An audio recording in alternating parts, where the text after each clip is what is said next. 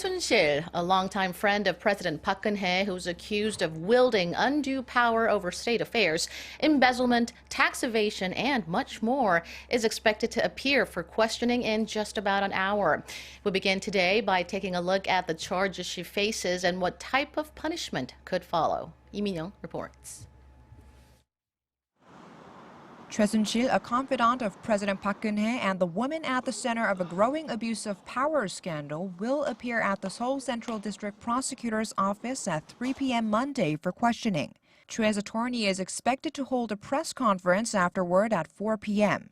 Choi returned to Korea on Sunday at 7:30 a.m. from London after nearly 2 months in Germany.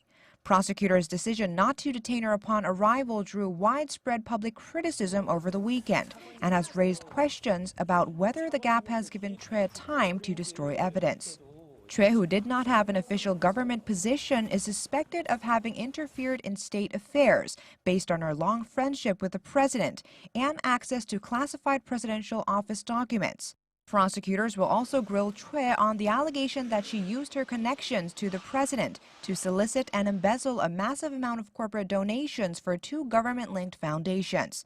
Choi will also likely face questions about the allegation that she used her connections to garner preferential treatment for her daughter, Chung Yura, when she was admitted to Ewha Women's University. Chung, who was with Choi in Germany, did not return to Korea with her mother.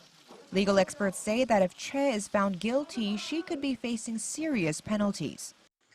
If Choi had access to classified documents from Cheongwade, including presidential speeches, it could be against the Presidential Record Management Act, and she could face up to 7 years in prison or roughly $17,000 in fines. She could also be facing charges of divulging state secrets.